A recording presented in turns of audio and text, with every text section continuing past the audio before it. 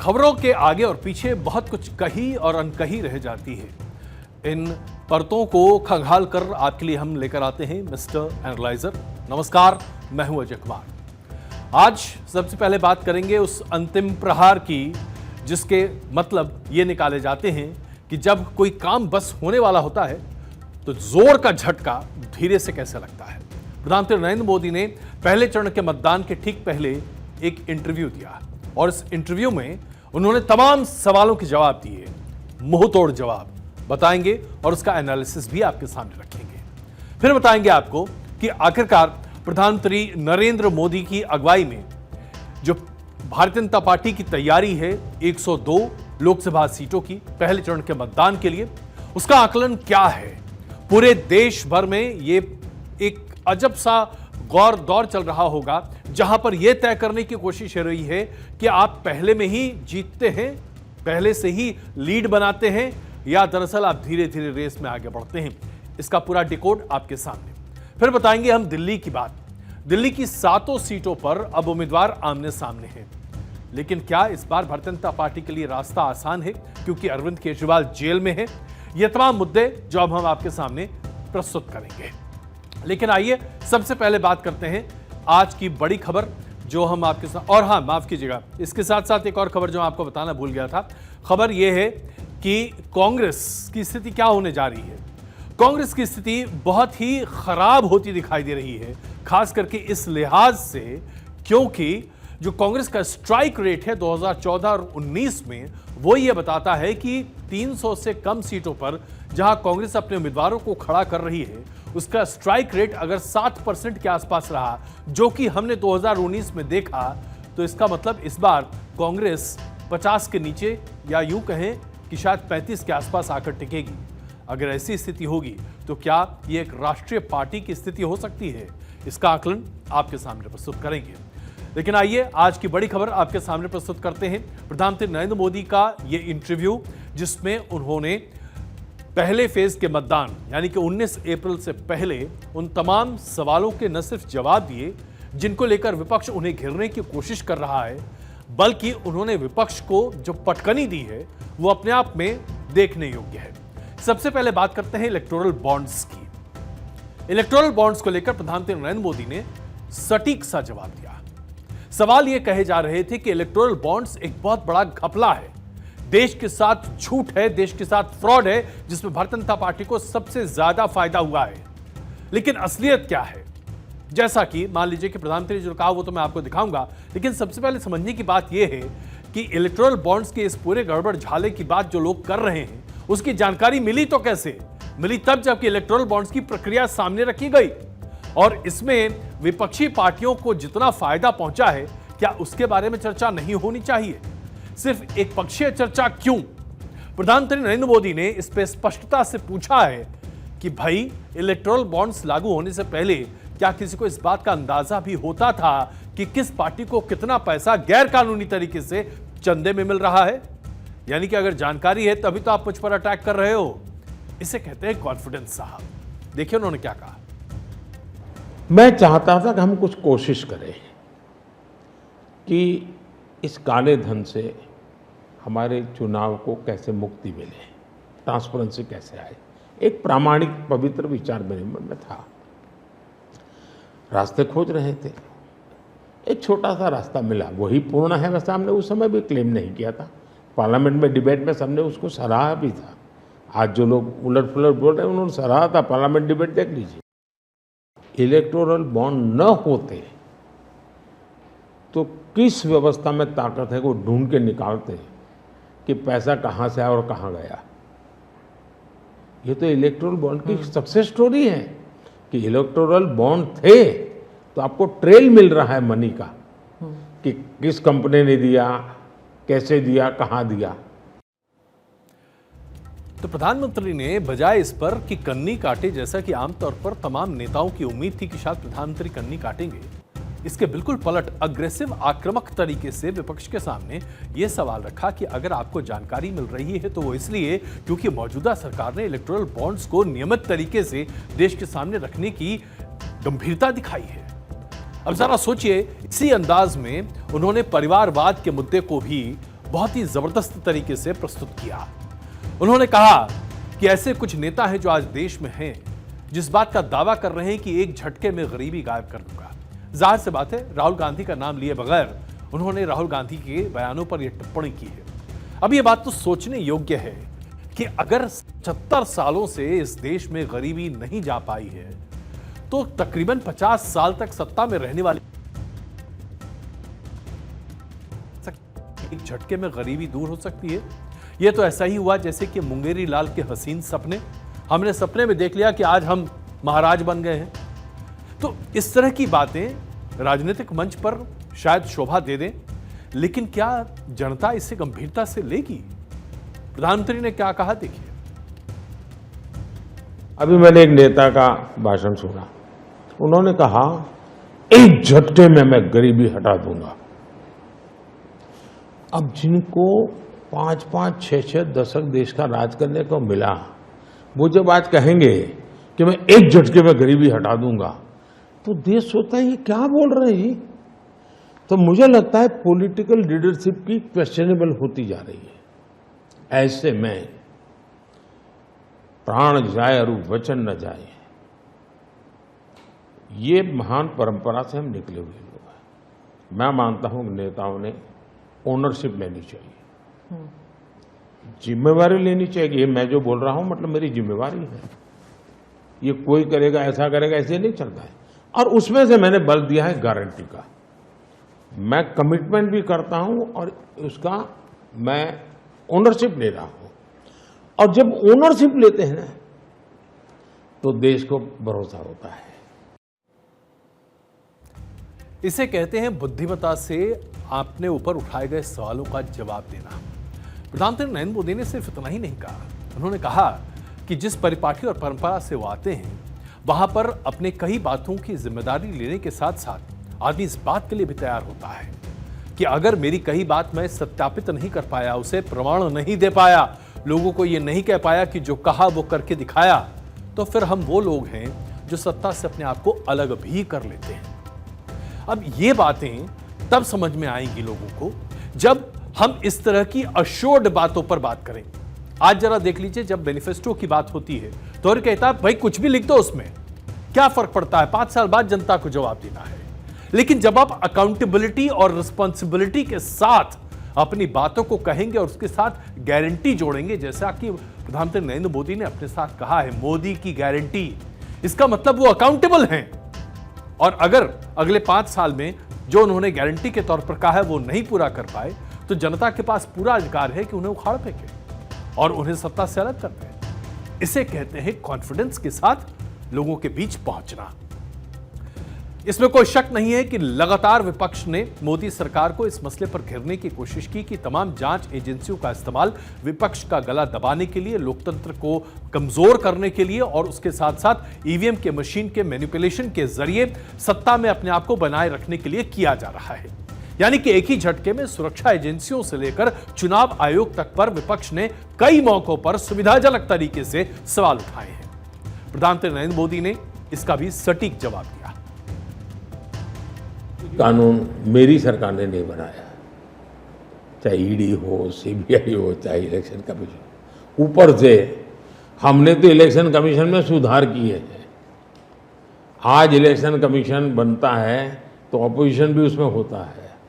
पहले तो प्रधानमंत्री एक फाइल पे साइन करके इलेक्शन कमीशन बना देता था, और जो उनके परिवार के साथ निकट जुड़े थे ऐसे ऐसे लोग इलेक्शन कमिश्नर बने थे।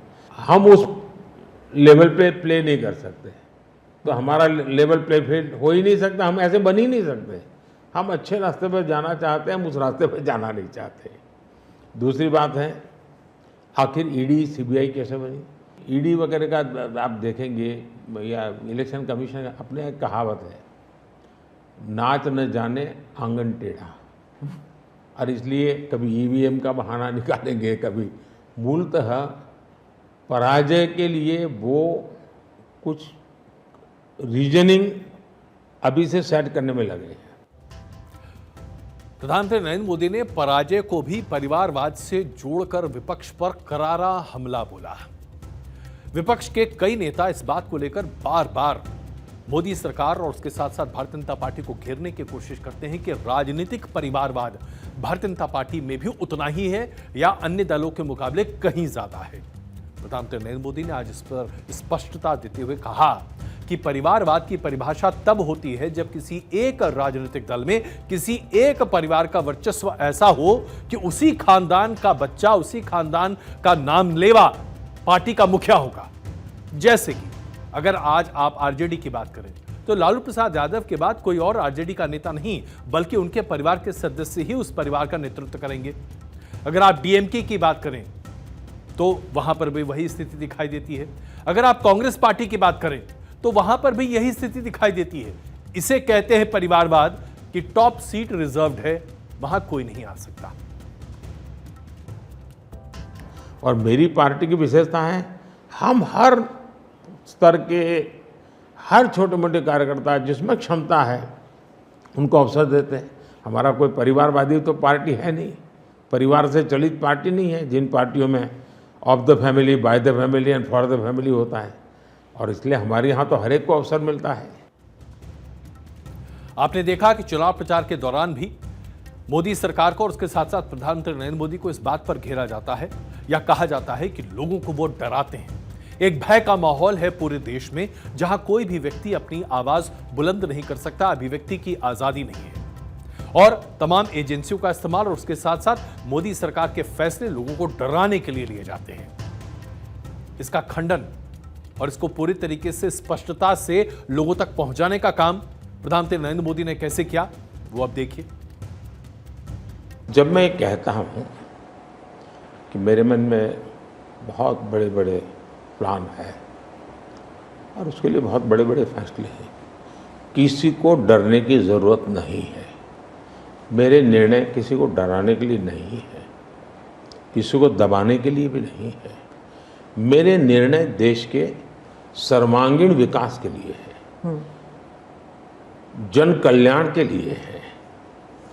देश के युवाओं के एस्पिरेशंस को मैं देर करना नहीं चाहता हूं, मैं समय बिगाड़ना नहीं चाहता हूं। उस अर्थ में मैं कह रहा हूं।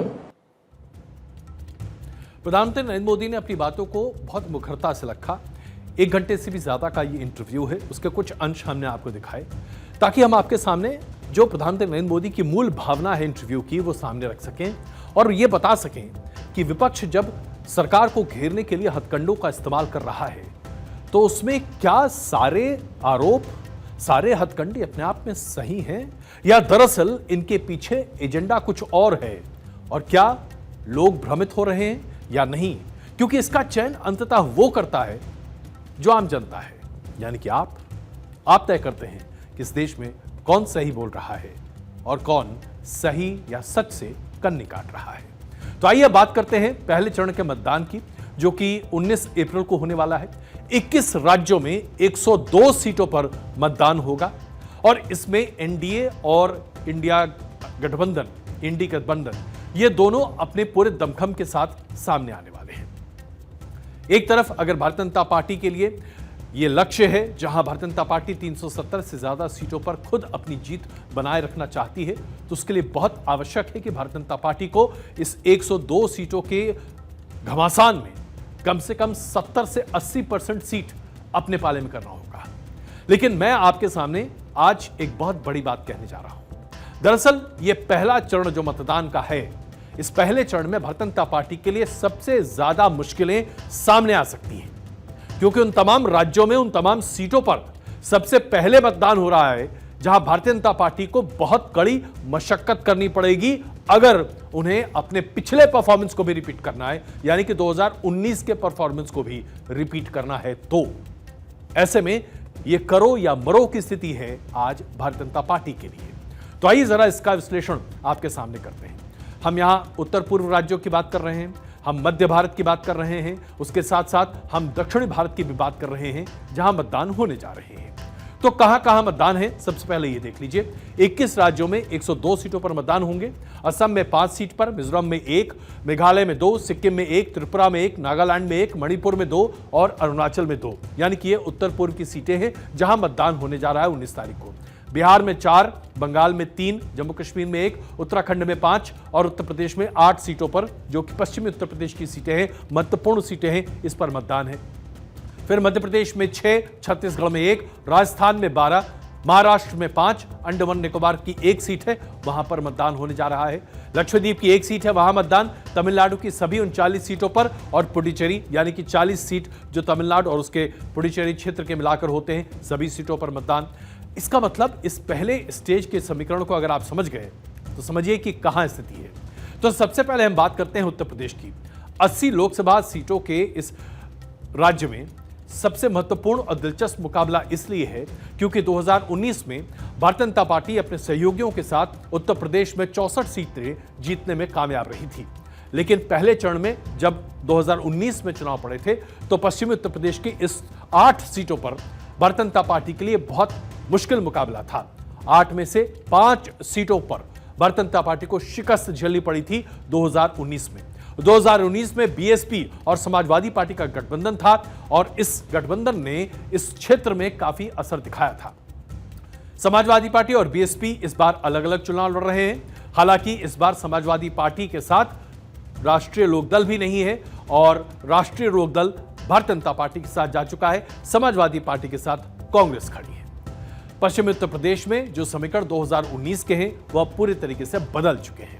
इस बदले हुए समीकरण में जैसे कि हम आपको बताना चाहते हैं, अब जो हम कहते हैं कि ध्रुवीकरण की राजनीति जो खास करके पश्चिम उत्तर प्रदेश में काफी बड़ा दमखम रखती है, उसका असर भी इस बार ना के बराबर होगा। ऐसा माना जाता रहा कि 2014 के चुनाव में मुजफ्फरनगर के दंगे जो 2013 में हुए थे उसका काफी असर होता हुआ दिखाई दिया था। 2019 में जब चुनाव हुए थे उस वक्त ऐसा टीकाकारों ने कहा कि जो कुछ पुलवामा के अटैक के बाद हुआ और भारत ने जो मुंहतोड़ जवाब दिया उसकी वजह से पश्चिम उत्तर प्रदेश में ध्रुवीकरण की राजनीति बड़े पैमाने पर आगे बढ़ी। लेकिन अब भारतीय जनता पार्टी के लिए चुनाव एक अलग मायने लेकर आ रहा है। अभी तक जिस राजनीतिक दल को उत्तर प्रदेश में लोग बीजेपी की बी टीम के तौर पर कहते थे यानी कि बीएसपी ने पश्चिमी उत्तर प्रदेश में ऐसे कई उम्मीदवार खड़े कर दिए हैं जो भारतीय जनता पार्टी के उम्मीदवारों के टिकट काटने के साथ साथ वोट भी काटते हुए दिखाई दे सकते हैं। जी हां, पश्चिम उत्तर प्रदेश में भारतीय जनता पार्टी को काफी नुकसान पहुंचा सकते हैं बीएसपी के उम्मीदवार और उसके साथ साथ इसका फायदा सपा और कांग्रेस गठबंधन को हो सकता है। जैसे कि हम मुजफ्फरनगर सीट की बात करें, यहां पर केंद्रीय मंत्री संजीव बालियान हैं जो कि 2 बार चुनाव जीत चुके हैं और समाजवादी पार्टी की तरफ से हिरेंद्र मलिक इस बार अपनी किस्मत आजमा रहे हैं। लेकिन बीएसपी ने उसी जाति से दारा सिंह प्रजापति को खड़ा कर दिया है जो कि ओबीसी वर्ग के ही हैं। ऐसे में समाजवादी पार्टी के वोट तो कम कटेंगे लेकिन संजीव बालियान के वोट कहीं ज्यादा कटते हुए दिखाई दे रहे हैं और वो इसलिए क्योंकि अगर जैसा कि उम्मीद थी कि बीएसपी मुस्लिम कैंडिडेट यहां पर उतारने जा रही है तो फिर सपा का जो मुस्लिम वोट बैंक है उसमें काफी घटत होती हुई दिखाई देती या कमी होती दिखाई देती। लेकिन अब स्थिति बिल्कुल बदली हुई है। ठीक यही अगर हम आपको देखें, दूसरा आपके सामने कैराना की बात करें, प्रदीप कुमार चौधरी यहां पर भारतीय जनता पार्टी के उम्मीदवार हैं। बीएसपी ने भी यहां पर राजपूत उम्मीदवार श्रीपाल राणा को उतार दिया है। कांग्रेस ने यहां पर मुस्लिम प्रत्याशी को उतारा है, यानी कि बीएसपी के जो प्रत्याशी हैं वो बीजेपी के वोट काटेंगे और इस बार वोट कटवा की स्थिति में बीजेपी को नुकसान पहुंचाती बीएसपी दिखाई देगी। इस तरह से हम अलग तमाम सीटों पर चर्चा कर सकते हैं। अगर हम बात करें अगली सीट की बिजनौर की, आरएलडी के चंद्रमोहन एनडीए के प्रत्याशी हैं। बीएसपी ने यहीं पर जाट उम्मीदवार उतार दिया है क्योंकि आरएलडी जाटों का एक बहुत बड़ा प्रतिनिधित्व करने वाली वर्ग है और ऐसे में बीएसपी के उम्मीदवार से माना जा रहा है कि समाजवादी पार्टी कांग्रेस को फायदा होता दिखाई देगा। सहारनपुर में त्रिकोणीय मुकाबला है। भारतीय जनता पार्टी के पूर्व सांसद राघव लखन पाल को यहां पर मैदान में उतारा गया है। कांग्रेस के इमरान मसूद यहां पर मैदान में है जो कि बीच में पार्टी छोड़कर चले गए थे लेकिन यहां पर इस बार मैदान में है और बीएसपी ने यहां पर माजिद अली को प्रत्याशी के तौर पर खड़ा किया है। अब बीएसपी और कांग्रेस के बीच में मुस्लिम वोट बट जरूर सकता है लेकिन क्या इसका फायदा वाकई में भारतीय जनता पार्टी को होगा? तो इस तरह से पश्चिमी उत्तर प्रदेश में इस बार भारतीय जनता पार्टी के लिए 2019 के मुकाबले चीजें आसान नहीं हुई हैं बल्कि और ज्यादा मुश्किल हो गई है। अब जरा बात करते हैं उत्तराखंड की। उत्तराखंड की सभी 5 सीटों पर, महाराष्ट्र की 5 सीटों पर और मध्य प्रदेश की 6 सीटों पर इस बार मतदान होने हैं। ये अगर आप पैटर्न देखें तो उत्तराखंड में सबसे बड़ी स्थिति क्या बनती दिखाई दे रही है।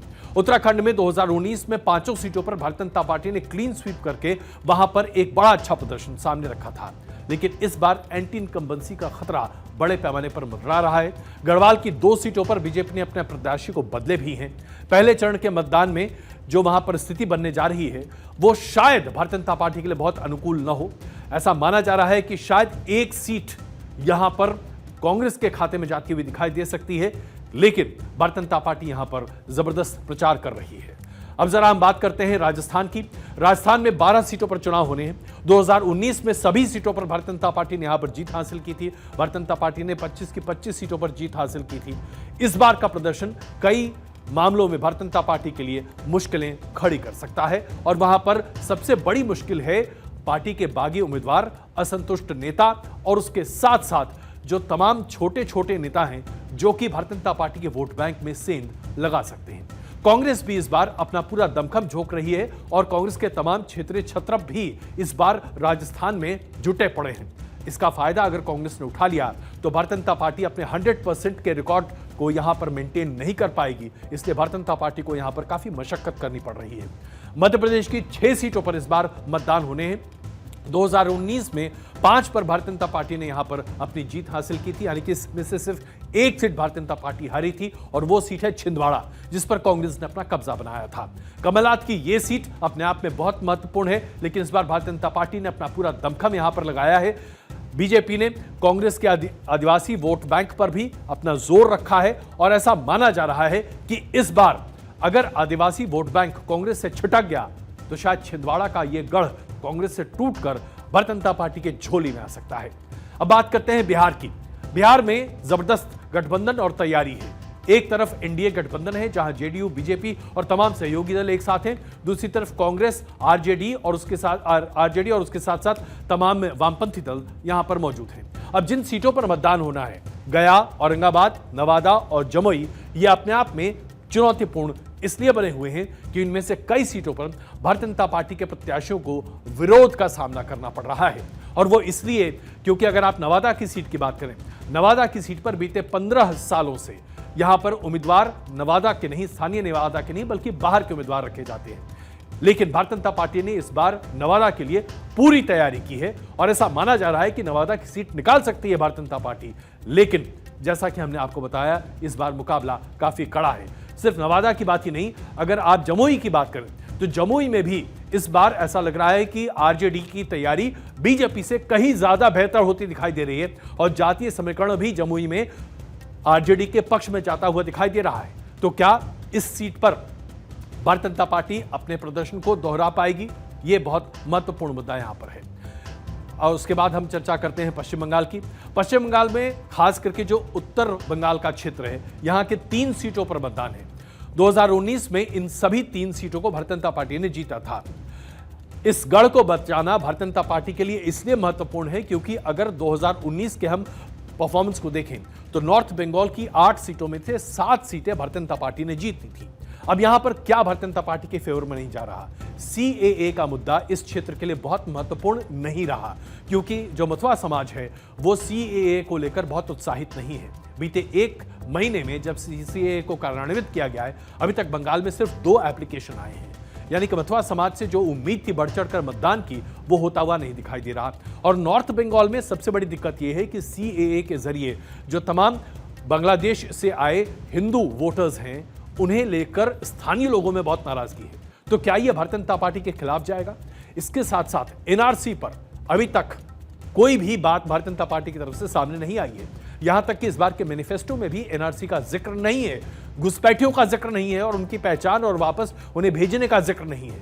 इसे लेकर उत्तर बंगाल में स्थिति काफी खराब होती हुई दिखाई दे रही है। खास करके दार्जिलिंग क्षेत्र पर विरोध भारतीय जनता पार्टी को इसलिए झेलना पड़ सकता है क्योंकि भारतीय जनता पार्टी ने आश्वासन दिया था कि राजनीतिक समाधान दार्जिलिंग क्षेत्र का निकाला जाएगा, लेकिन यह वायदा भी भारतीय जनता पार्टी 2019 से लेकर 2024 के बीच में पूरा नहीं कर पाई और स्थानीय विरोध इस बार बढ़ता हुआ दिख सकता है।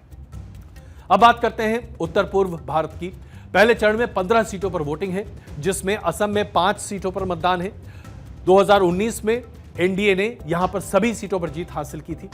25 में से 19 सीटें, जो 25 सीटें पूरे उत्तर पूर्वी राज्यों में असम को मिलाकर है, उनमें से 19 सीटें भारतीय जनता पार्टी ने जीती थी।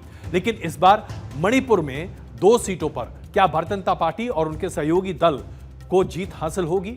मणिपुर हिंसा का असर अगर इसमें से एक सीट पर पड़ता हुआ दिखाई दिया, जिसके कि आसार बड़े दिखाई दे रहे हैं, तो शायद भारतीय जनता पार्टी को यहां पर नुकसान उठाना पड़ सकता है। इसके साथ साथ एनआरसी का मुद्दा भी गरमाया जा रहा है और जो कुकी समुदाय और मतवा और उसके साथ जो मेतेई समुदाय के बीच में जो एक तकरार की स्थिति अभी भी बीते 1 साल से बनी हुई है, जिसे सुलझाने की, जिसे समन्वय के टेबल पर लाने की कोशिशें मोदी सरकार लगातार करती रही है, उसे लेकर भी स्थिति अभी सपट नहीं बनती हुई दिखाई दी है। असम की 14 लोकसभा सीटों में से 3 चरणों में मतदान होने, 19 अप्रैल यानी कि पहले चरण में 5 सीटों पर वोट डाले जाएंगे, 26 को दूसरे चरण में 5 सीटें और उसके बाद 7 मई को 4 सीटों पर होंगे मतदान। असम में इस बार जो सबसे बड़ा मसला सामने निकल कर आ रहा है कि सीएए का कोई फायदा होता हुआ नहीं दिखाई दे रहा है। अगर आप जोरहट सीट की ही बात कर लें तो यहां पर जो स्थिति बनती दिख रही है, इसमें गोगोई वर्सेस गोगोई वाली स्थिति है और यहां पर कांग्रेस का वर्चस्व बचाने के लिए इस बार बहुत ज्यादा कोशिशें की जा रही हैं। अगर एनआरसी, उसके साथ साथ जो घुसपैठियों को शिनाख्त करके वापस बांग्लादेश भेजने की तमाम बातें और यूनिफॉर्म सिविल कोड का वायदा जो हेमंत विश्वा शर्मा ने किया है, उसके ऊपर लोगों का भरोसा नहीं जम पाया, तो शायद इस बार असम में भारतीय जनता पार्टी का प्रदर्शन प्रभावित हो सकता है। हालांकि बीजेपी ने 14 में से 12 सीटों का लक्ष्य रखा है और उसके लिए लगातार मेहनत हो रही है। अरुणाचल प्रदेश में भारतीय जनता पार्टी की स्थिति काफी बेहतर है, क्योंकि विधानसभा में भी 10 सीटों पर तो वॉकआउट मिलता हुआ दिखाई दिया है बीजेपी को।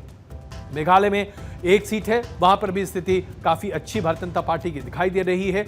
मिजोरम और सिक्किम में 1-1 सीटें हैं। 19 अप्रैल को यहां पर मतदान पड़ने वाले हैं और त्रिपुरा की 2 सीटें हैं। इनमें 2 चरणों में मतदान होने हैं, 19 और 26 अप्रैल को। तो इस तरह से स्थिति उत्तर पूर्व राज्यों में बहुत बेहतर तो नहीं कह सकते, लेकिन हां, भारतीय जनता पार्टी को 25 में से 19 के अपने ट्रैक रिकॉर्ड को मेंटेन करने में काफी मशक्कत करनी पड़ सकती है। यहां पर 19 से आंकड़ा कम होता हुआ दिखाई दे सकता है और ये बातें सामने आती हुई दिखाई देंगी, लेकिन जाहिर सी बात है जनता इसे अपने हिसाब से सोचेगी। हम तो अभी सिर्फ आकलन आपके सामने प्रस्तुत कर रहे हैं। अब जब हम महाराष्ट्र की बात करते हैं तो महाराष्ट्र में भी इस बार बड़ा चुनौतीपूर्ण माहौल बन गया है। महाराष्ट्र में पहले चरण में 5 सीटों पर मतदान होना है। इनमें से 4 सीटें भारतीय जनता पार्टी ने जीती थी। उस वक्त शिवसेना भारतीय जनता पार्टी के साथ चुनाव लड़ रही थी, लेकिन इस वक्त शिवसेना 2 फाड़ हो चुकी है। शिवसेना उद्धव ठाकरे और एनसीपी अपने अपनी टूट की वजह से अपने समीकरण को संभालते हुए दिखाई दे रहे हैं और इस बार महाराष्ट्र में ऐसा लग रहा है जैसे कोई कुछ नहीं जानता कि कहां क्या होने वाला है। इसलिए अगर आप ईमानदारी से मुझसे कहें तो महाराष्ट्र के बारे में कोई भी टिप्पणी मैं खुद नहीं करना चाहूंगा, क्योंकि वहां का समीकरण समझ पाना अपने आप में बहुत आसान नहीं होता हुआ दिखाई देता। अब जरा दक्षिण का रुख करते हैं, क्योंकि अगर भारतीय जनता पार्टी को अपने 370 के लक्ष्य को साधना है तो इसके लिए दक्षिण के राज्यों में बेहतर परफॉर्मेंस अपने आप में बड़ा महत्वपूर्ण है। तमिलनाडु की 39 सीटें और पुडुचेरी की 1 सीट, यानी कि 39 सीटों पर जो मतदान होने वाले हैं पहले चरण में ही, इसके लिए भारतीय जनता पार्टी लगातार मेहनत कर रही है और 370 का सपना तभी साकार हो सकता है जब तमिलनाडु में भी भारतीय जनता पार्टी अपना खाता खोल सके। इसके लिए भारतीय जनता पार्टी ने कई स्थानीय मुद्दों को आगे बढ़ाया। आपने देखा जो मैनिफेस्टो जारी किया गया है भारतीय जनता पार्टी के द्वारा, शपथ पत्र, उसमें तमिल लैंग्वेज को सबसे पुरातन लैंग्वेज के तौर पर श्रेय दिया गया है, यानी कि भाषा को भी महत्व देने की कोशिश प्रधानमंत्री नरेंद्र मोदी के जरिए की गई है। लेकिन क्या इसका फायदा होगा? हमने देखा कचुतीव को लेकर भी बड़ा मुद्दा था। मछुआरों का एक बहुत बड़ा समुदाय है जो कि तमिलनाडु में रहता है और उनके वोट को अपनी तरफ सुनिश्चित करने की भारतीय जनता पार्टी ने कोशिश की थी, लेकिन ऐसा होता हुआ नहीं दिखाई दे रहा। और ऐसा लग रहा है क्योंकि तमिलनाडु में भारतीय जनता पार्टी के वोट शेयर के बढ़ने के आसार तो बहुत दिख रहे हैं। हो सकता है कि इस बार वोट शेयर बढ़कर डबल डिजिट में हो जाए, क्योंकि अभी भारतीय जनता पार्टी का वोट शेयर 4 कुछ फीसदी के आसपास तमिलनाडु में है। हो सकता है कि 10% क्रॉस कर जाए, लेकिन क्या बढ़ा हुआ वोट परसेंटेज सीट में तब्दील होगा? ये एक बहुत बड़ा यक्ष प्रश्न है और कांग्रेस पार्टी को अपने सहयोगी डीएमके के साथ यहीं पर सबसे ज्यादा भरोसा है। कई ऐसे चैनल्स हैं जो कि अपना एग्जिट पोल आपके साथ, माफ कीजिएगा, ओपिनियन पोल अपने सामने रख रहे हैं। तो ऐसे में ओपिनियन पोल्स भी ये बता रहे हैं, जो कि एबीपी का ओपिनियन पोल हम आपके सामने रख रहे हैं। उन्होंने ये ओपिनियन पोल करके बताया कि तमिलनाडु की सभी सीटें 39 की 39 सीटें डीएमके कांग्रेस गठबंधन को मिलने वाली है और भारतीय जनता पार्टी का खाता यह नहीं खुलेगा। अगर ये ओपिनियन पोल सही निकलता है तो फिर 370 के लक्ष्य को हासिल करना भारतीय जनता पार्टी के लिए थोड़ा मुश्किल होता हुआ जरूर दिखाई देगा। ऐसे कई और ओपिनियन पोल्स भी आते जाएंगे। हम इन तमाम ओपिनियन पोल पर कर चर्चा करेंगे, क्योंकि तब हम आपको बता पाएंगे सटीक तरीके से कि आकलन क्या होना चाहिए। लेकिन इन 102 सीटों पर भारतीय जनता पार्टी के लिए सबसे कड़ा इम्तिहान है। यह पहला इम्तिहान अगर निकल गया तो समझिए बाकी 6 फेज आसानी से निकलेंगे। दिल्ली की 7 सीटों पर लोकसभा के चुनाव जबरदस्त और रोचक होते हुए दिखाई दे रहे हैं। लेकिन उससे पहले बताते हैं आपको, आज दिल्ली के मुख्यमंत्री अरविंद केजरीवाल को 2 जगह से झटके लगे, हाईकोर्ट से भी और सुप्रीम कोर्ट से भी। हाईकोर्ट ने माफ कीजिएगा, राउज एवेन्यू कोर्ट से और सुप्रीम कोर्ट से। सुप्रीम कोर्ट से इस बाबत झटका मिला कि उन्हें राहत नहीं मिली कि उनके जो गिरफ्तारी है उसके खिलाफ वो गए थे कि गिरफ्तारी गैर कानूनी करार दी जाए। सुप्रीम कोर्ट ने ऐसा मानने से इनकार कर दिया है। और दिल्ली के राउज एवेन्यू कोर्ट, जहां पर पीएमएलए के केस में उनकी गिरफ्तारी के बाद जमानत की अर्जी होनी थी, वहां पर जमानत की अर्जी तो अभी स्वीकार नहीं की गई, बल्कि अरविंद केजरीवाल की गिरफ्तारी अभी 1 हफ्ते और बढ़ा दी गई है। कुल मिलाकर 24 अप्रैल तक अब अरविंद केजरीवाल को, माफ कीजिएगा 23 अप्रैल तक अरविंद केजरीवाल को अब जेल में ही रहना पड़ेगा और यह उनके लिए काफी मुश्किल भरा मौका हो सकता है। अरविंद केजरीवाल की अपील पर सुप्रीम कोर्ट ने कहा है कि ईडी को वो नोटिस भेजेंगे और सुप्रीम कोर्ट ने कहा है कि ईडी के इस नोटिस के जवाब में 24 अप्रैल को सुनवाई होगी। दूसरी तरफ राउज एवेन्यू कोर्ट ने 29 अप्रैल के लिए, उनके वकील ने 29 अप्रैल तक के लिए उनके पास, राउज एवेन्यू कोर्ट ने 23 अप्रैल के 23 अप्रैल तक के लिए उन्हें जेल में अभी रखने का निर्देश सामने रखा है। कुल मिलाकर अब देखें तो स्थिति क्या बनती दिखाई दे रही है। दिल्ली में मुख्यमंत्री जेल के अंदर है, दिल्ली का प्रशासन जेल के अंदर से चल रहा है। उनके सरकार की जो कारगुजारियां हैं उनके बारे में कोई जिम्मेदारी किसी की नहीं है, क्योंकि मुख्यमंत्री जेल के भीतर है।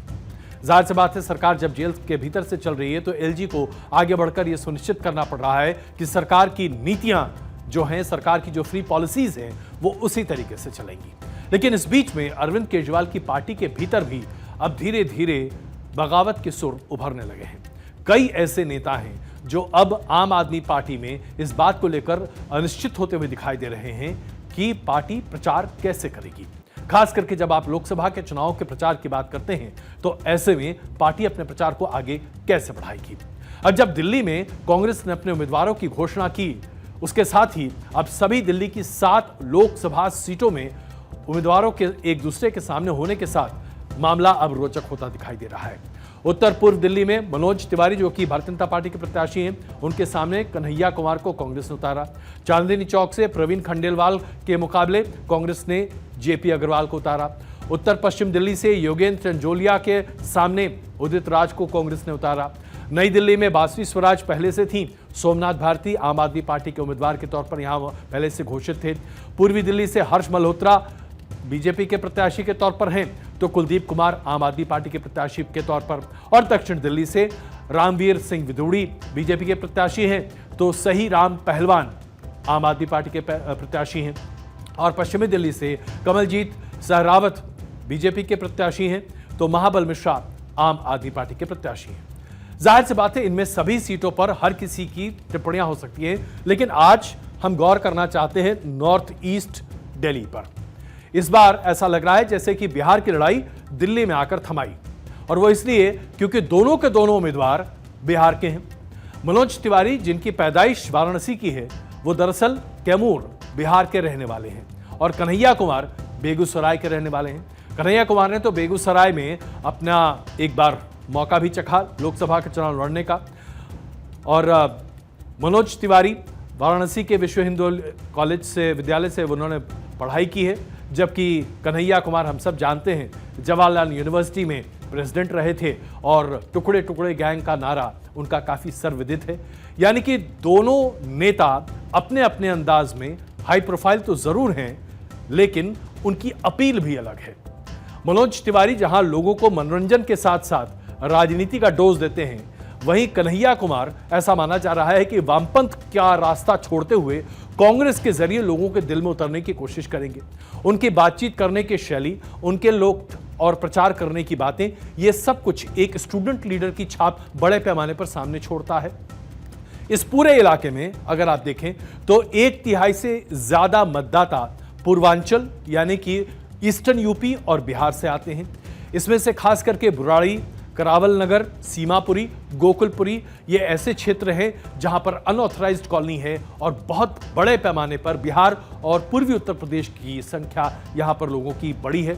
इसके साथ साथ मुस्लिम वोटर्स का भी यहां पर एक जबरदस्त रोल है। 21% वोटर्स मुसलमान हैं। कन्हैया कुमार बेगूसराय में चुनाव लड़ने के लिए तैयार थे, लेकिन इस बार उनकी दाल गल नहीं पाई वहां पर, क्योंकि कांग्रेस को यह सीट मिली ही नहीं। कांग्रेस को कॉम्प्रोमाइज करना पड़ा आरजेडी के सामने। आरजेडी ने यहां पहले ही अपने उम्मीदवार को घोषित कर दिया।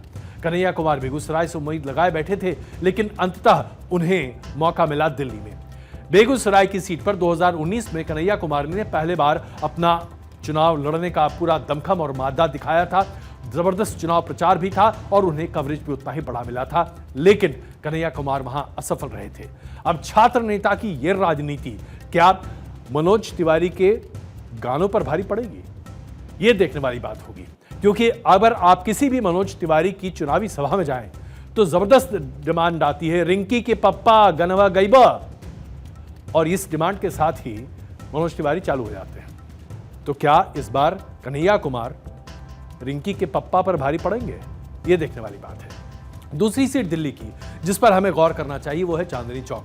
इस सीट से कांग्रेस के धुरंधर नेता जेपी अग्रवाल को इस बार मौका दिया गया है।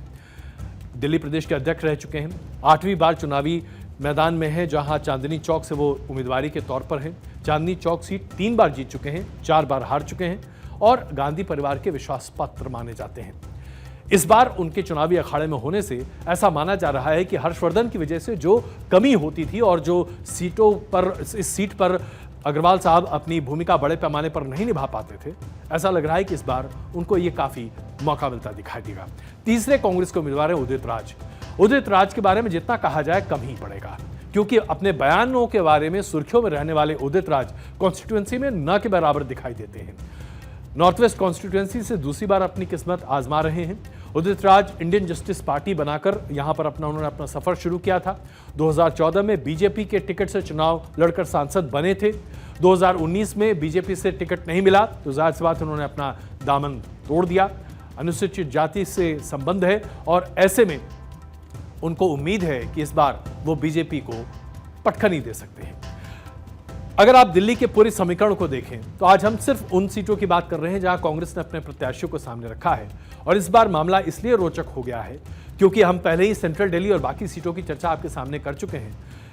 ये जो 3 सीटें जहां कांग्रेस के उम्मीदवार सामने हैं, अगर ये नामों की घोषणा पहले हो गई होती तो हो सकता था भारतीय जनता पार्टी को कहीं ज्यादा मेहनत करने की कोशिश पड़ती, लेकिन इस बार क्या भारतीय जनता पार्टी को उतनी ज्यादा मेहनत करनी पड़ेगी अपनी 7 सीटों को जीतने के लिए, या संवेदना वोट अरविंद केजरीवाल की गिरफ्तारी का मिलता दिखाई देगा आम आदमी पार्टी और कांग्रेस को, जिसकी वजह से भारतीय जनता पार्टी के लिए मुश्किल होगी? ये यक्ष प्रश्न है। अगर दिल्ली की इस लड़ाई में आम आदमी पार्टी ने अरविंद केजरीवाल की गिरफ्तारी का फायदा नहीं उठा पाया और उसको फायदा नहीं मिला, तो यकीन मानिए 2024 के बाद आम आदमी पार्टी के लिए आने वाले दिन बहुत मुश्किल भरे होंगे। शायद दिल्ली में सरकार बनाए रख पाना भी उनके लिए आसान नहीं होगा।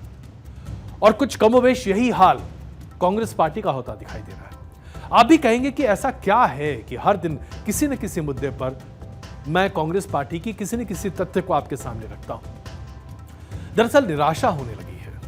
निराशा इस बात को लेकर होने लगी है कि एक मजबूत विपक्ष, एक राष्ट्रीय विपक्षी पार्टी जो कि अपने दमखम से चुनावी मैदान और अखाड़े में खड़ी हो सकती है, आज वो किस तरीके से अपने आप को हाशिए पर खड़ी कर रही है, ये दुखद है। ये भारतीय लोकतंत्र के लिए दुखद है और इसलिए इस पर हम चर्चा कहीं ज्यादा करते हैं। सबसे ज्यादा भारतीय जनता पार्टी के मुकाबले आज जो एक पार्टी खड़ी होने का अपने में दावा करती है, जो कहती है कि हम भारतीय जनता पार्टी को पछाड़ सकते हैं, कांग्रेस पार्टी, उसकी हालत 2014 के बाद से दयनीय होती हुई दिखाई दी है। कांग्रेस पार्टी पहली बार डबल डिजिट में आई 2014 में और उसके बाद से बस दुर्दिन ही दुर्दिन की बात है। अब आपके सामने हम कुछ आंकड़े प्रस्तुत करते हैं। कांग्रेस पार्टी जब भी भारतीय जनता पार्टी से सीधे मुकाबले में आती है तो क्या स्थिति होती है। 2009 में जब लोकसभा के चुनाव हुए थे तो उस वक्त भारतीय जनता पार्टी ने 173 उम्मीदवार खड़े किए थे। माफ कीजिएगा, उस वक्त भारतीय जनता पार्टी ने 173 उम्मीदवार खड़े किए थे और कांग्रेस ने भी इन सभी सीटों पर अपने उम्मीदवार खड़े किए थे। ये दोनों पार्टियों के बीच में मुकाबला था। भारतीय जनता पार्टी ने 80 सीटों पर यहां जीत हासिल की थी। कांग्रेस ने बीजेपी को पछाड़ते हुए 93 सीटों पर जीत हासिल की थी। कांग्रेस का वोट शेयर था 53.8%, बीजेपी को मिले थे 46.2%। ये 2009 के आंकड़े आपके सामने हमने रखे। 2014 में 189 सीट्स पर बीजेपी और कांग्रेस के उम्मीदवार आमने सामने थे, डायरेक्ट फाइट थी। भारतीय जनता पार्टी ने 166 सीटों पर यहां पर जीत हासिल की 87.8% वोट शेयर के साथ। कांग्रेस सिर्फ 23 सीट जीत पाई 12.2%, 12% के वोट शेयर के साथ। और 2019 में तो साहब बद पिट गई।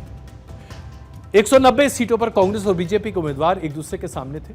बीजेपी ने 175 सीटें जीती 92.1% वोट शेयर के साथ।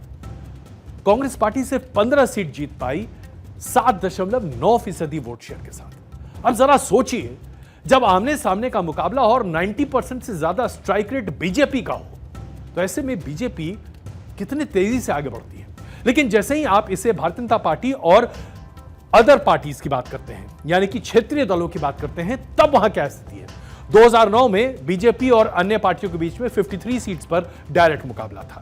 बीजेपी ने 36 सीटों पर सफलता हासिल की और दूसरी पार्टियों को 17 सीटों पर सफलता मिली। बीजेपी का स्ट्राइक रेट 67.9% था। 2014 में 147 सीट्स पर बीजेपी और अदर पार्टीज आमने सामने थे, कोई और नहीं था। बीजेपी ने 116 सीटों पर जीत हासिल की और उनका वोट शेयर 79.9% था और अन्य पार्टियों को 31 सीटें मिली 21.1% वोट शेयर के साथ। 2019 में अदर पार्टीज ने अपने परफॉर्मेंस को बेहतर किया। 185 सीट्स पर बीजेपी और अदर पार्टीज के बीच में सीधा मुकाबला। भारतीय जनता पार्टी 128 सीट जीत पाई 69% वोट शेयर के साथ। अदर पार्टीज ने यहां पर 57 सीटें जीती और वोट शेयर था 30%। यानी कि अगर आप कांग्रेस के मुकाबले अदर पार्टीज के डायरेक्ट फाइट की सिचुएशन देखें तो कांग्रेस पार्टी बीजेपी के सामने कहीं खड़ी ही नहीं हो पाती। अब ऐसे में जो बड़ा सवाल खड़ा होता है, इस बार ऐसा लग रहा है कि कांग्रेस पार्टी 300 से भी कम सीटों पर अपने उम्मीदवार खड़े करने जा रही है। अभी तक 278 सीटों पर भारतीय जनता पार्टी ने अपने उम्मीदवार खड़े किए हैं और तकरीबन 200 सीट ऐसी है जिस पर बीजेपी और कांग्रेस पार्टी के बीच में सीधा मुकाबला होने जा रहा है। ऐसी स्थिति में जहां कांग्रेस पार्टी ने अपने सहयोगी दलों के साथ अपने घुटने टेक दिए हैं और अपने परफॉर्मेंस और अपने उम्मीदवारों को इतना कम कर दिया है, वहां कांग्रेस पार्टी क्या लड़ पाएगी भारतीय जनता पार्टी के सामने। जरा इस अगले ग्राफ को देखिए।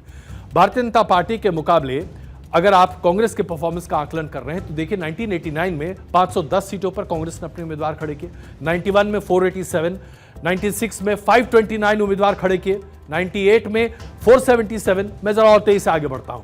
2014 में 464 उम्मीदवार खड़े किए, 2019 में 421 उम्मीदवार खड़े किए, 2024 में 300 से भी कम उम्मीदवार। तो फिर जब डायरेक्ट फाइट की स्थिति होगी तो क्या भारतीय जनता पार्टी 7.5%, 8% के स्ट्राइक रेट के साथ लोहा लेने के लिए तैयार होगी कांग्रेस पार्टी भारतीय जनता पार्टी के मुकाबले? जाहिर सी बात है कांग्रेस पार्टी की स्थिति बहुत ही दयनीय होने जा रही है और यह बताता है कि क्यों भारतीय जनता पार्टी अपने सहयोगी दलों के सामने घुटने टेक रही है, क्योंकि जो सहयोगी पार्टियां अदर पार्टीज हैं उनका स्ट्राइक रेट बीजेपी के मुकाबले कांग्रेस के स्ट्राइक रेट से कहीं ज्यादा बेहतर है। माफ कीजिएगा, मैंने भारतीय जनता पार्टी कहा था, ये कांग्रेस की बात मैं कर रहा था। कांग्रेस पार्टी का स्ट्राइक रेट अदर पार्टीज के मुकाबले बहुत ही ज्यादा न्यूनतम स्तर का है। अदर पार्टीज का स्ट्राइक रेट बीजेपी के मुकाबले 30% है। कांग्रेस पार्टी का स्ट्राइक रेट बीजेपी के मुकाबले 7.8% है। स्थिति क्या है? स्थिति यह है कि अगर कांग्रेस अपने उम्मीदवार खड़े करती है तो उसकी जीतने के चांसेस 8% है और अगर दूसरी पार्टियां अपने उम्मीदवार खड़ी करती है तो उसके जीतने के चांसेस 30% या उससे कहीं ज्यादा है। तो क्या बेहतर नहीं है कि दूसरी पार्टियां अपने उम्मीदवार को खड़ा करें?